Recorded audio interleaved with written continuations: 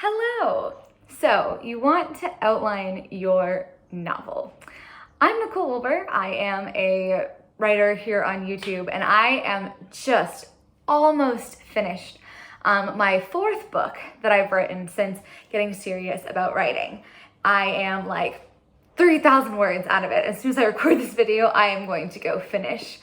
But as I've been writing this book, it's taken me a long time. And as I've been going through the process, I've looked at my scenes in very sort of different ways and had to sort of re-outline a number of times.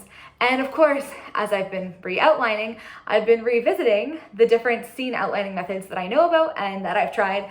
And so I thought this would be a great opportunity to walk through a whole bunch of different outlining methods, and hopefully that can help you in your own outlining and writing journeys. Now, of course, I am not an expert. I am not a published author right now, but I have some experience writing some of these 4 books now and getting them edited, working with professional editors, getting my work critiqued, so all that kind of thing. And so I think I should hopefully be able to provide a little bit of information. I also absorb craft books. I love them, and it's my favorite thing to talk about. And so now we're going to. So I guess the first thing is a novel, in my view, is made up of scenes. That's kind of like your number one building block. And so when you're thinking about getting to the outlining, figuring out what you're writing, what you're really doing when you outline a novel, in my view, at a minute level, is you're outlining either you're going through the overall structure of the story, you're outlining that, or what we tend to think of as an outline is the outline of the scenes. And in each scene, there are different ways to outline what happens. So when you're looking at the book as a whole, some people will like to just put a note down. This is the scene where they rob the bank, whatever, and use that and just have a whole list of those couple words, maybe a sentence describing the scene. That works great. But I find that when I do that, when I come and get to the scene, there's a lot missing. So they're going to rob the bank. Great. How? What's their plan? What's going to go wrong? Is it going to be successful or not successful? What determines whether it's successful or not successful? What obstacles show up in their way? What information do they learn? What's the twist? And I find that when I get to a scene and I'm itching and I have time to write and I realize I know none of the information, it can be tricky to get myself to sit down and do it. So I like to outline in a little bit more detail than that. And let's get into these methods for outlining a scene. Okay, so let's start with Freytag's pyramid. And Freytag's pyramid literally looks like a pyramid, like this. And it has different parts. So over here we have exposition, and where the pyramid takes off, that's your inciting incident, which causes our action to rising action. You have a crisis, climax, turning point up here, falling action, and then the resolution or the denouement. Tragic plays, Hamlet, etc., to try to explain how those are structured, but it can be applied elsewhere. In this one is that it seems like falling action should be things are resolving. But basically what this is saying is you have your exposition, which is more or less your setup. Something changes the state of the world. In the rising action, you get your conflict. Things are getting worse and worse and worse.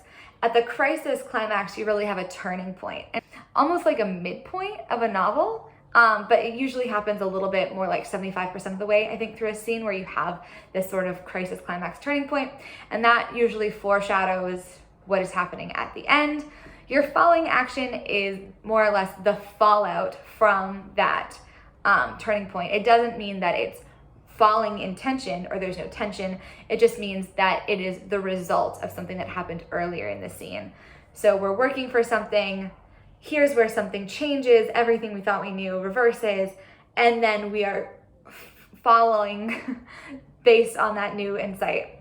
And then you get to your denouement or resolution, which is basically a catharsis or a series of events that allow the tension to dissipate. So you're not dissipating your tension until the denouement resolution at the end. And even then, being writers and wanting people to keep reading our books, we want to twist and keep it interesting. So Freytag's pyramid is a good basic structure, sort of an overarching way to look at a scene. The idea that you have your beginning, it amps up, something changes, that's why you change direction, and then you have your end.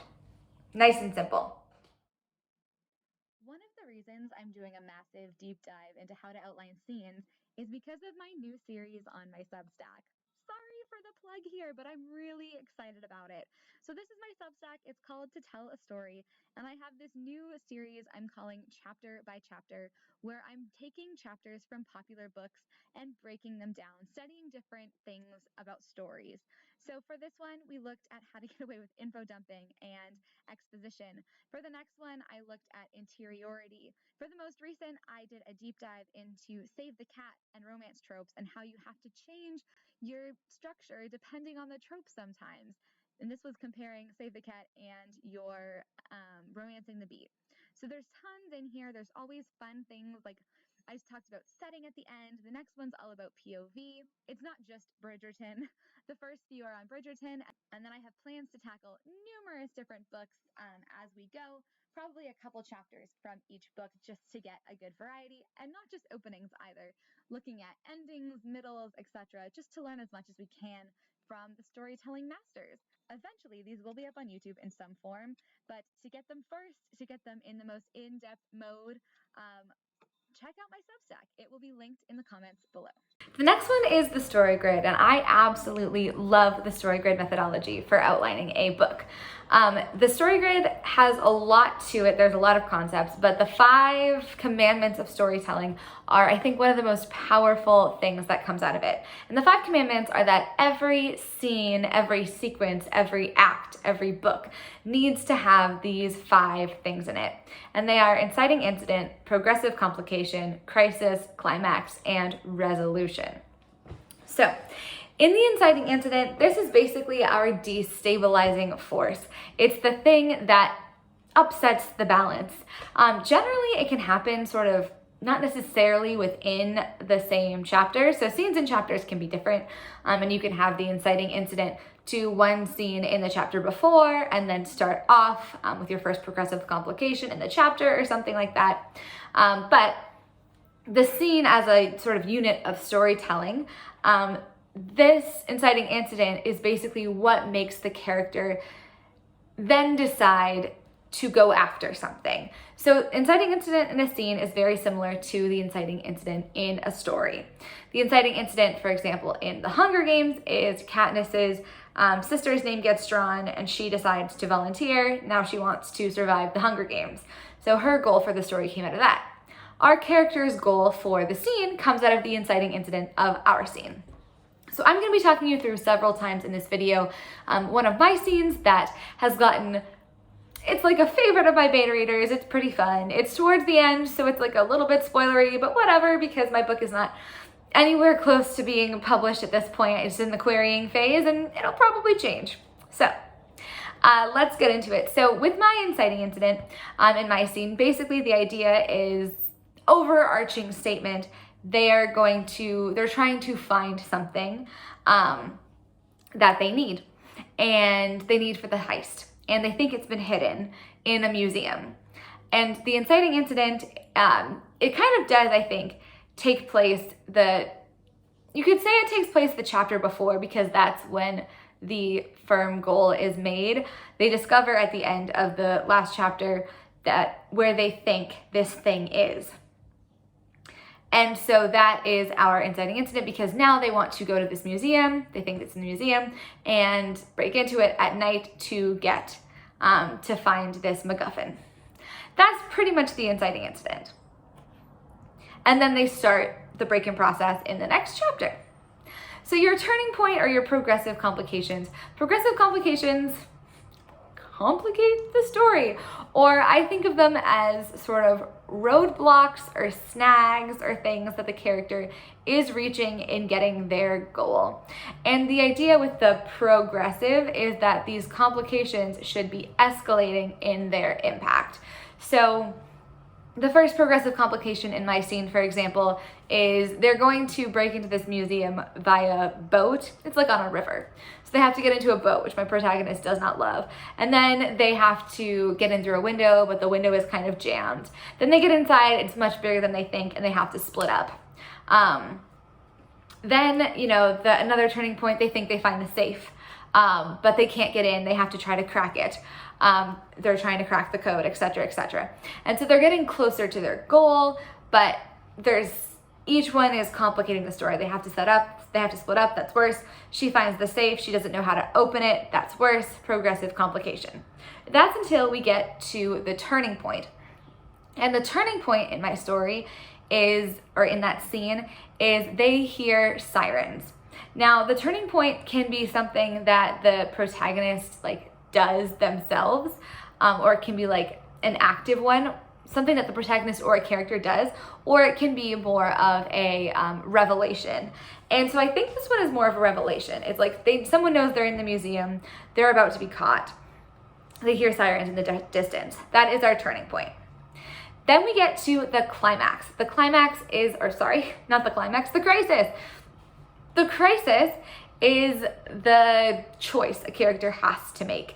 And it can't be like an easy choice, like, do I stay at home, or do I don't know, go collect my $1 million. That's unless you're in danger of dying. If you go get $1 million, that's a pretty boring and easy choice. It has to be a really hard choice. And it has to be you can do this thing or you can do that thing.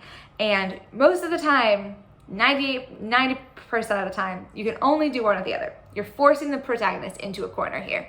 And what I love about the crisis is that this is an absolutely awesome way to show character change.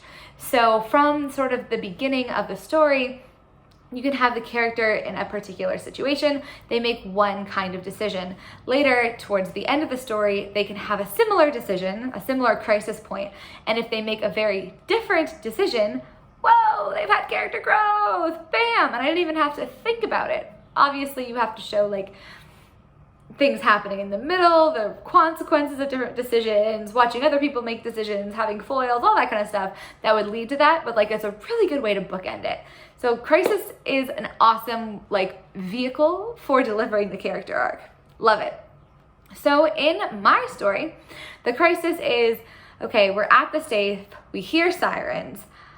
Do we keep trying to break into this safe, or do we flee now? And for my character in particular, the person that she's with, the partner, tells her, go, I'll be fine. And her decision is basically, does she stay here with the partner and continue trying to break into this safe and probably get caught by the police?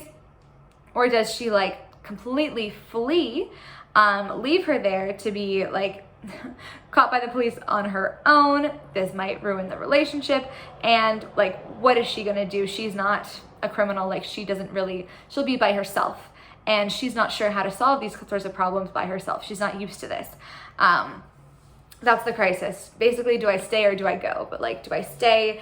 And so I'm with someone and they're good at problem solving and we'll be together and we'll be able to figure it out. Or do I leave and save myself, but then I'm on my own and this person I love is probably gonna get arrested. That's our crisis. Then comes the climax. So the climax is the answer to the decision, to the question in the crisis. They basically make the decision and enact their choice. And so in my scene, the protagonist decides to skedaddle and leave. At the climax, she's gonna go save herself. And then comes the resolution. And the resolution is the result of the protagonist's actions. And there's sort of two resolutions to my scene. Two things come to light. Number one, as she's fleeing, she hears the safe get opened. So the partner cracks the safe, but she can tell by the way the partner yells in frustration that the thing they were looking for is not in the safe. And then she gets out the window, gets back into the water in the boat, and something else happens. But I'm just not gonna say the actual resolution for this, but the resolution would be like one of them gets caught, or they get away, or whatever else. But that is sort of your end point of the scenes, and we get to end point of the scene, and you get to see the result of the choice. What are the consequences to the choice that they just made? This is a really fun way to structure a scene. I love how it really focuses on change. So our inciting incident is we're breaking into a museum. Our turning point is the police are here. And then our crisis climax is all about, you know, do we save ourselves? Do we not? Do we separate? Do I not? Do I leave her? Do I not? And the resolution is the consequence of that break-in and that decision. So you can really see sort of how things change too. Like they were together at the start, they were a team. By the end, they're separated. They were, you know, looking for something. They were sure it was here. By the end, it's not there at all. And I think it really just like, it's a methodology that sets you up well for making sure that your scenes have those kinds of change. Method number 3 for scene outlining is pitch it, which, you know, is I think what a lot of people might do for their scenes. It's basically writing a log line, so just a sentence about your scene. So it might be, you can use an actual log line formula like the Pixar one, or you could use, Michelle Schusterman has a great one, something like the character must goal despite conflict or else consequence. Another example, character wants goal, but conflict, ultimately resolution. And these are great to have in a bullet point list or on a spreadsheet or something, and really just help you see like what is sort of the core action, the core thing that is taking place in this scene. So for example, for the scene that I just talked about, the sentence would be something like, Lena, who's the protagonist, and the partner Maisie. Lena and Maisie break into the museum looking for the MacGuffin, but they do it poorly. Security is alerted, and ultimately they don't find it, and something else happens. And that resolution is in there, would be the end of that sentence. I find these can be really difficult to write. You can just see I just made that up on the spot and tried to wing it. Did not go very well, so it can be really hard to write these. But ultimately, I think it can be really fruitful as well, especially if you're looking to get a really like bird's eye view of a story, or you're doing sort of a spreadsheet method where you want to have the distinct, like this is what happens in this scene. It can be really helpful, or probably the most helpful, for jogging your memory about what this scene is supposed to be.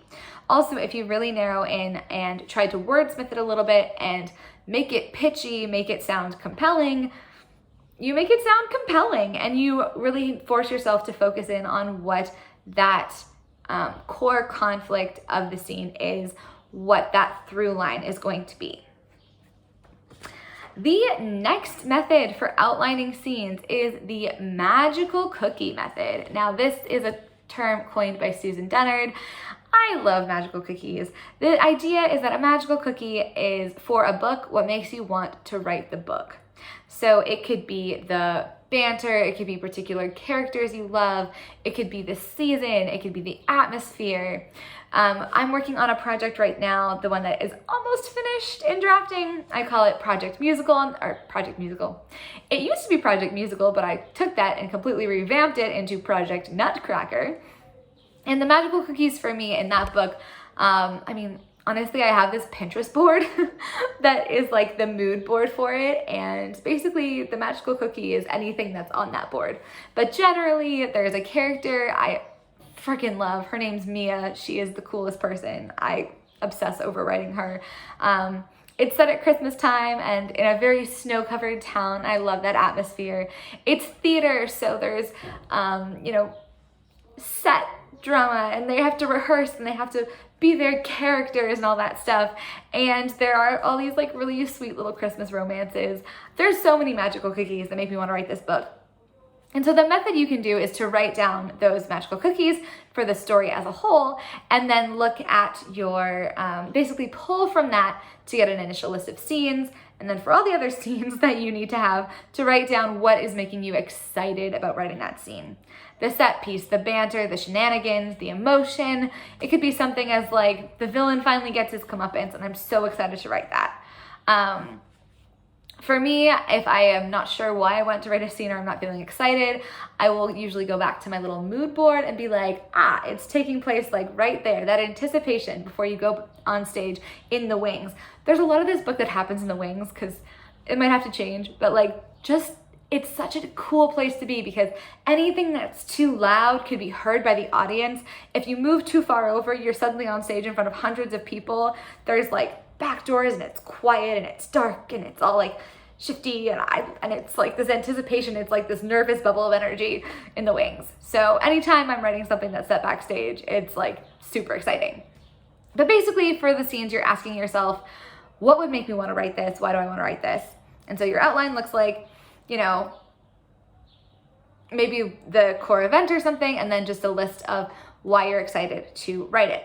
The purpose of this really is to just make yourself super excited to write and to remind yourself when you get to that scene, when you're drafting the book, of what is exciting about it and to keep focused on it so you feel motivated, but also not just so you feel motivated, but the things that you think are the magical cookies in your book are theoretically should be the things that your readers are most excited about when they read your book. So you want to be excited about your scenes, you want to be interested in them, or the reader is going to be bored. And we don't want bored readers because bored readers put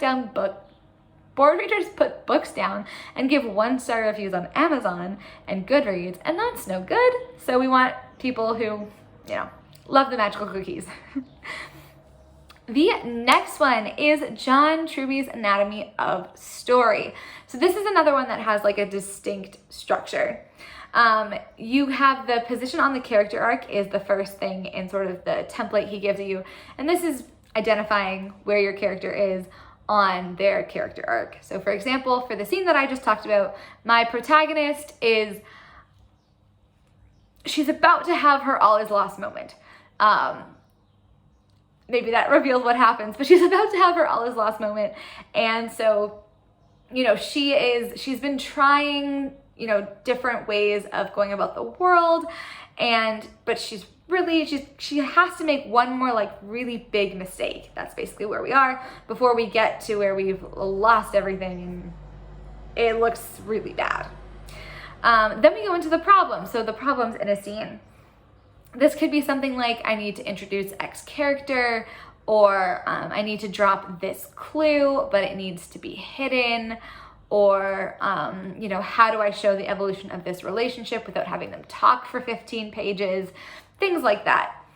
I'm trying to think, problems going into that scene would probably be something along the lines of, how do you make it how do I make sure that it is compelling, that like the stakes are escalating inside the scene in those progressive complications? It's not just like they get there and the police are called immediately. There have to be other things. How do I show that the situation isn't quite right? How do I show the evolving relationship between them and sort of foreshadow what's to come? Like things like that. And then the next one you fill out is your strategy, and that's how you plan to approach the problem. So something like, well, I'm gonna have them go in and originally be forced to split up. They're gonna encounter numerous obstacles. There's this boat situation that is helpful. Wait, I figured it out. Okay. The problem is if they're breaking into a museum and I want them to get caught, it needs to be like really difficult for them to get out, and I want it to feel dramatic.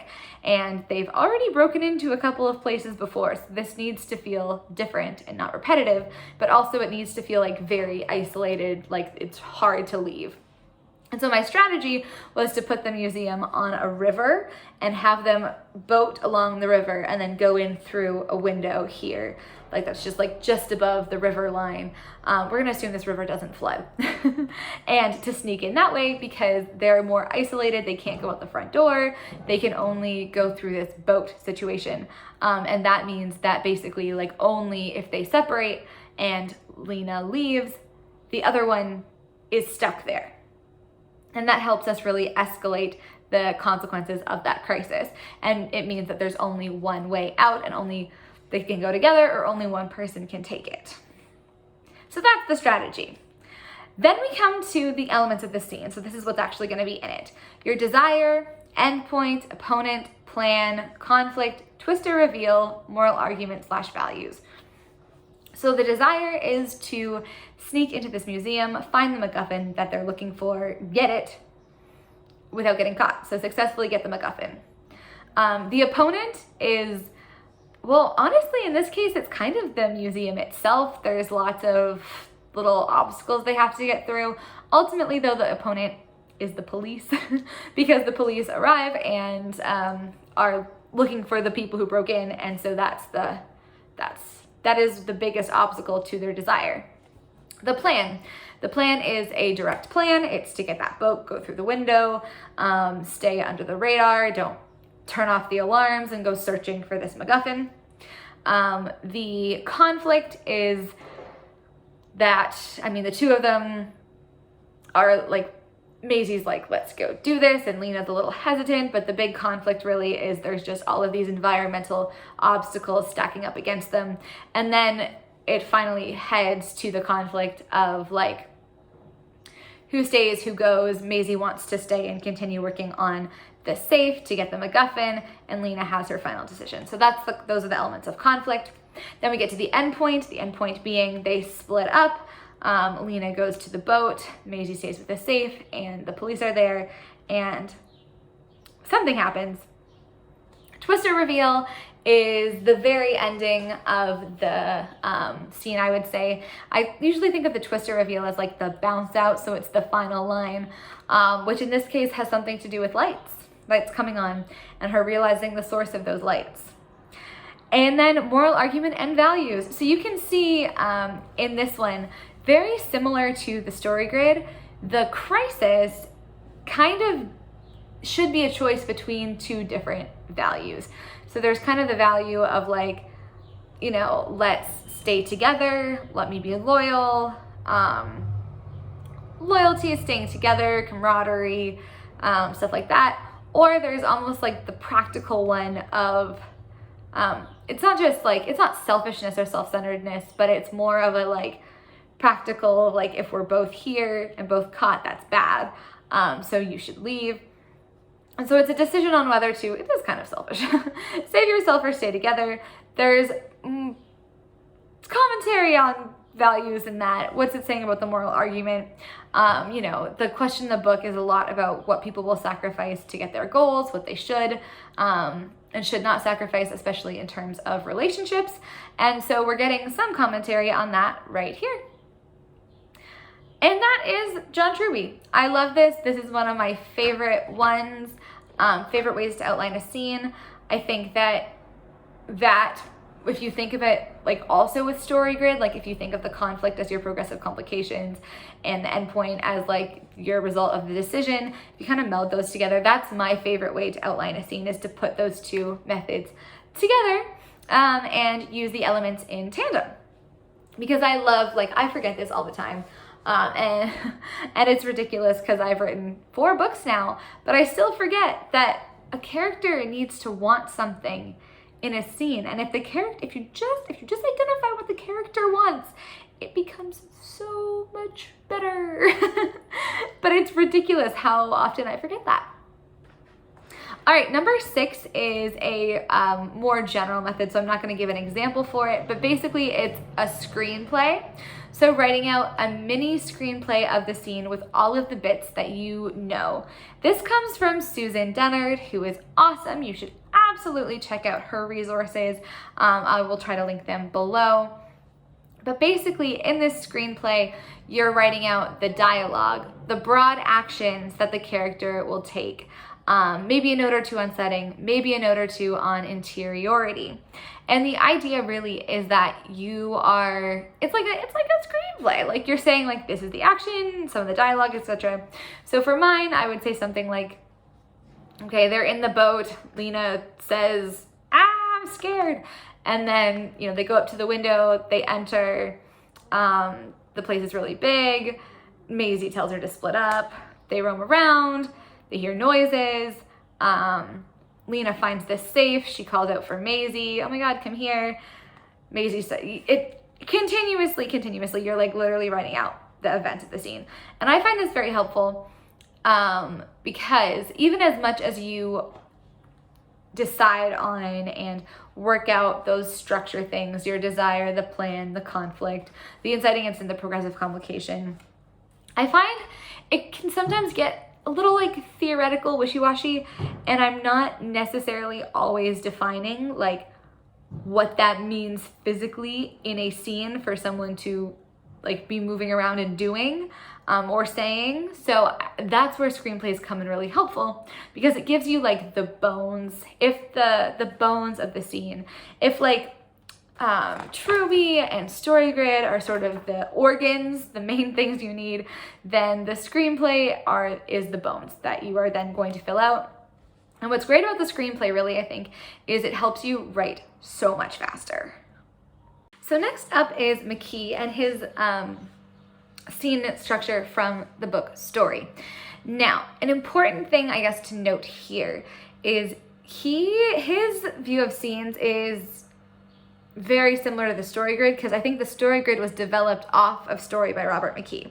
So I'm not going to re-go over things like the value shift, the inciting incident, crisis, climax, resolution, which McKee also talks about a lot. But he does have some things that are not mentioned in those 5 commandments of storytelling that I think could be really useful for outlining a scene. So there's kind of 3 things that I think are encompassed here. The first 2 are concrete, and the third one is how to do it. So he talks a lot about the gap being the gap between expectation and result, and that is where the source of conflict comes from. So there is an action, you expect something to happen as a result of the action, that is not what happens, and therefore you have conflict. The other thing he talks about a lot is the escalation of risk, otherwise known as ramping up the stakes. But as you go through a scene, with each action a character is taking, they should be taking on exponentially more risk as you go through a scene. And then there's also the magic if, which is the thinking, if I was this character in these circumstances, what would I do? And he exemplifies this in a scene analysis, I think from Chinatown, because every screenwriter loves to write about Chinatown, Casablanca, and Tootsie forever. Oh, what am I forgetting? Star Wars, all these movies I have not seen, but that's okay. Anyways, so the what if is basically writing out what a character is probably thinking, explicitly writing it out before you write the next part of the book. Would this be in the book? No. Does it make more sense for screenwriting? Maybe yes, because in book writing we do have interiority, but sometimes it can be helpful to think from the perspective of the other characters in the scene and thinking of their reactions. If I was that character in this scene, what would I do? So that is sort of a way to approach coming up with your action, reaction, result beats. And he does look at a scene, he does a scene analysis here through the beats that it has. So an example in the book, which is really, really good, he breaks a scene from Casablanca into beats. And the first beat, you have the vendor who is selling, and then he's selling to Isla, trying to sell her a bedsheet. And then there's an action from Rich, who approaches her, and Isla's reaction is to ignore him. In the next beat, Rick's action is to protect her. He says, "You're being cheated, the price is too high." And then Isla, her reaction is to reject the advice. As we go through these beats, in the next one, Rick is apologizing. In the one after that, Rick is making excuses. In the one after that, he is trying to get his foot in the door. So he asks, why did you come back? Why did you run out on me in the train station? And you can see with each of these actions, the risk for him personally, to his personal relationship with Isla, is escalating. So he walks over, he tries to protect her from the vendor, and then he's getting more into the, well, why did you leave? Will you please talk to me? Like sort of the next action is getting down on his knees, tell me what it is now, tell me the truth. And this is escalating your risk, emotional risk. And you could of course have that being actions that escalate from, I don't know, in my scene, an action would be, going on the river. That's okay. Reaction to that from Maisie's perspective is maybe like, oh, I'm nervous about this. And eventually you get to the action of, fleeing the scene. And what's important is to just, what you can do is to sort of define those beats by having your action and reaction and ensuring that the actions and reactions that different characters are having, they surprise each other. So they are unexpected. So I would think, so one character does an action, how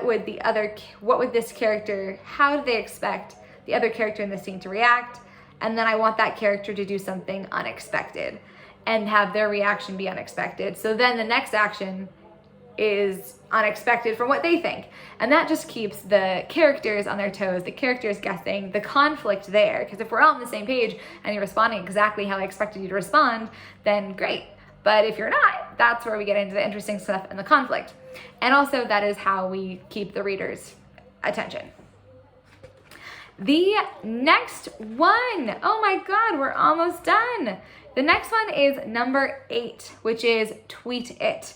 Or basically any other creative way you can think of to outline a scene.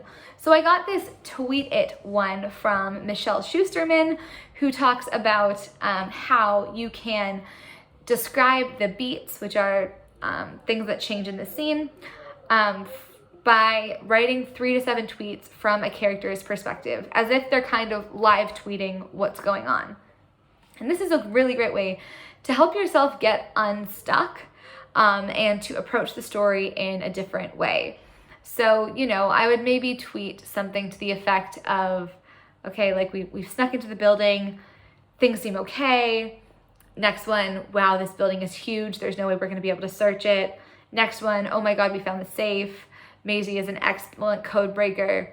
And you can have more fun with it and be more pithy. I think I have an example as well where I did this for a different scene. My tweets aren't the best tweets ever. They would not go viral, unfortunately, but they are helpful for sussing things out for yourself.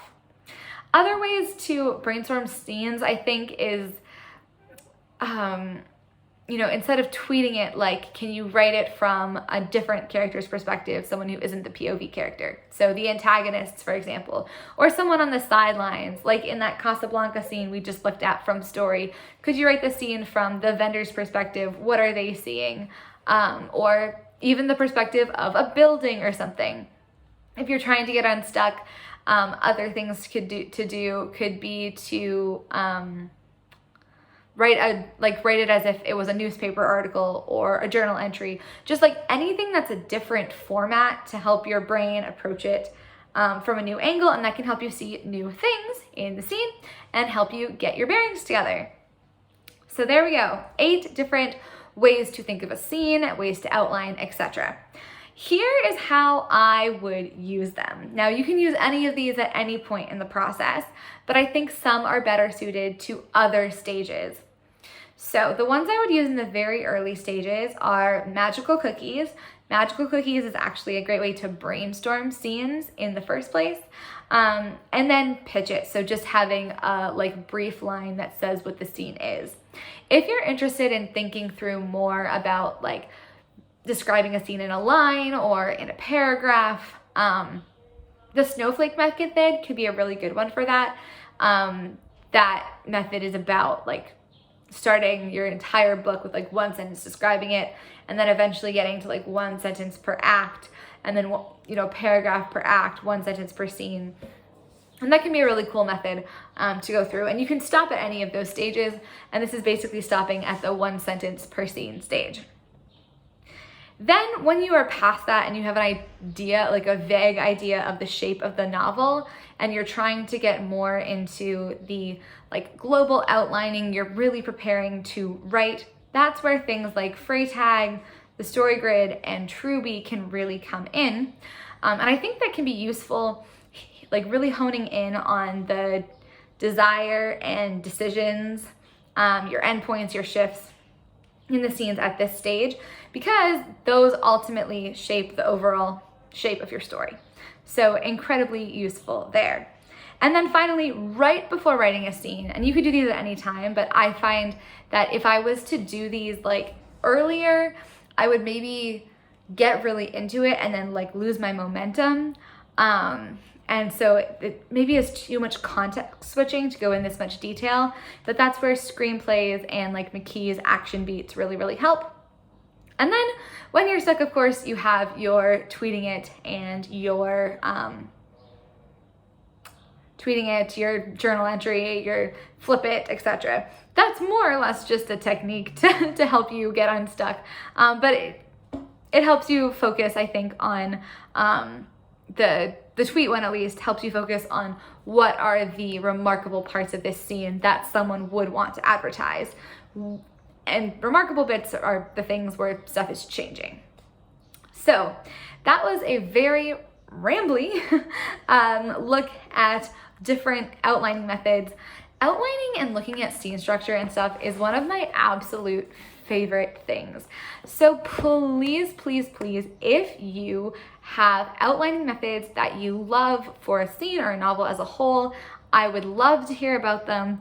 On the short version of this video, someone left a great comment introducing the structure that's used in anime, and I'm so excited to research that. It was super cool, and I started getting lost in like articles looking it up. So any structures that you have, ones that you love to use, please, please, please let me know what they are down below. If you have any questions or thoughts on these methods, or you love one, you hate one, please leave those as well. I really appreciate it. Thank you so much for watching, and I will see you next time.